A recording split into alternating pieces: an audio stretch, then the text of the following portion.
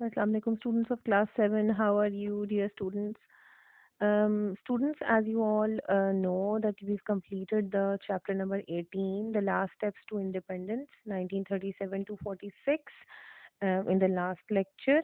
Today we are going to do the first question, the first comprehension question of this chapter, which is why was it harder for Pakistan to establish itself as a working country after partition?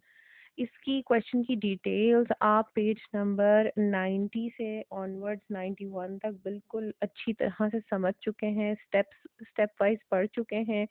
जो lecture में आपको मैं सारी explain किए थे points वही हैं, but हम इसको जब अटेम्प्ट करेंगे ना तो इनको थोड़ा सा हम लोग डिटेल में हेडिंग के साथ एक्सप्लेन कर लेंगे ताकि उनको लर्न करना भी आसान हो। So I've made some headings out of this content from page number 90 and 91 for you. So you can use these headings for explaining the points. Like the first heading is important institutions taken up by India. जो first point था कि India ने सारे important institutions ले लिए थे और अपना नाम भी इंडिया की तरफ रजिस्टर करा दिया था यूएन सिक्योरिटी काउंसिल में, यूनाइटेड नेशन के सारे प्रोजेक्ट्स में। और जो इम्पोर्टेंट इन्होंने डिपार्टमेंट्स लिए थे वो कौन कौन से थे? Civil services, military forces, administration, सारी की सारी जो जॉइंट इंडिया की थी ना वो इंडिया ने ले ली थी। पाकिस्तान को नए सिरे से नई क्रिएट पड़नी थी सारी ऑर्गेनाइजेशन, ये वाली सारे डिपार्टमेंट्स। तो ये एक बहुत बड़ा मेजर प्रॉब्लम था पाकिस्तान के लिए। सेकंड था टेरेबल रेफ्यूज प्रॉब्लम थी हमारी, ये सेकंड पॉइंट है आपके इसमें पेज नंबर 90 पर। इसको भी आप लिख सकते हैं कि 8 मिलियन मुस्लिम्स जो पाकिस्तान में आ गए थे उनको सेटल करना और उनकी सबको उनको अरेंज करना उनके लिए सारी चीज़ों को, तो that was a big problem for a new country. फिर उसके बाद हमने डेथ ऑफ कायद आज़म आ जाती है और लियाकत अली खान भी 3 साल बाद ही उनकी डेथ हो गई थी। लिमिटेड मिनरल्स एंड इंडस्ट्रीज और कल्टिवेटेड लैंड जो था वो बहुत लिमिटेड था पाकिस्तान के पास एज कम्पेयर टू इंडिया। फिर प्रॉब्लम्स ऑफ ईस्ट पाकिस्तान के वो इतना दूर था, 1600 kilometres apart from west Pakistan, और उसके साथ नेटवर्क का और कम्युनिकेशन का बहुत इशू था। ये सारे पॉइंट्स आपने एक्सप्लेन करने हैं। फिर उसके बाद कश्मीर इशू है जो अभी तक हमारे पास डिस्प्यूटेड है, सारा हमारा इशू है उसके साथ, अब प्लेबिसाइड नहीं हो सका उधर। और उसके अलावा कश्मीर के साथ बहुत सारी हमारी प्रॉब्लम्स लिंक्ड हैं, 2 वॉर्स हमने जो है ना उसकी वजह से हुई हैं पाकिस्तान में। ये सारे इशूज आप लिख सकते हैं और ये एक्सप्लेन्ड हैं आपके इसमें पेज नंबर 90 और 91 पर।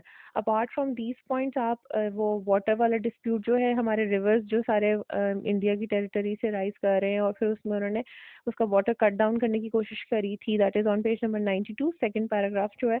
और उसमें फिर यूनाइटेड नेशंस ने अपना रोल प्ले करके उसके लिए एग्रीमेंट साइन करवाया था। इसका भी आप डिटेल में थोड़ा सा लिख सकते हैं अगर चाहें तो। तो 5 or 6 points are more than enough for this question. Then come to the worksheet of this chapter. Today we are going to do the worksheet also. So let us start doing the worksheet. The first question is give short answers to these questions. Why did the Muslim League rejected the Cripps offer? ये आप लोग अभी recently जो आपने worksheet attempt की थी अपनी weekly worksheet, उसमें ये वाला question था, ठीक है? तो आप उसको वो बिल्कुल सही आपने attempt किया हुआ था। The Muslim League rejected the Cripps offer because it did not concede Pakistan as a separate state for the Muslims. ये बिल्कुल correct answer है, सही exact wordings में। Why is the 23rd March celebrated as a national holiday in Pakistan? अच्छा, ये Cripps officer नहीं है, Cripps offer है, इसको करेक्ट कर लिएगा, थोड़ा सा मिसप्रिंटिंग हुई भी है। Why is the 23rd March celebrated a national holiday in Pakistan? 23rd March is celebrated to commemorate the Lahore Resolution in 1940, when Quaid-e-Azam stated for the first time that there should be separate state for the Muslim. Okay जी, तो ये आपने इसको इस तरह करके explain कर देना है। Okay ji, come to the fill in the blanks. Dash suggested the name of Pakistan. Chaudhry Rahmat Ali. Liaquat Ali Khan was assassinated in 1951, 3 years after the death of Quaid-e-Azam. याद है ना आप लोगों को? Okay जी, 1945 dash called the Simla conference. ये page number 87 पर second paragraph में आपको मिल जाएगा। जनरल वैवल, इनके स्पेलिंग आपने बिल्कुल करेक्ट लिखने हैं, ठीक है? Martial law was imposed in 1958 for the first time in Pakistan. ये पेज नंबर 91 पर आपको लास्ट पैराग्राफ में मिल जाएगा। अच्छा जी, dash million Muslim refugees fled to Pakistan soon after its creation. ये पेज नंबर 90 पर सेकंड पैराग्राफ में आपको मिल जाएगा सेकंड पॉइंट में। तो 8 मिलियन रेफ्यूजीज थे। ये आपकी जो वीकली वर्कशीट गई थी उसमें थोड़ी सी मिस कम्युनिकेशन हो गई थी कि जिसमें सिख्स एंड हिंदूज या कुछ इस तरह करके था, दैट फ्लेड टू पाकिस्तान, तो उसको करेक्ट कर लीजिएगा आप ना। अच्छा जी, ट्रू एंड फॉल्स पे आ जाए। Question number 3, Quaid Azam accepted the cabinet missions proposal. नहीं, मुस्लिम लीग ने और कायद आजम ने बिल्कुल उसको प्रपोजल को रिजेक्ट कर दिया था, ठीक है। So it's cross. East and west Pakistan were over 1600 kilometres apart, yes this is true. Liaquat Ali Khan died a natural death, no, he was assassinated, उनको किसी ने गोली मारी थी ना, ही वाज शॉट डेड।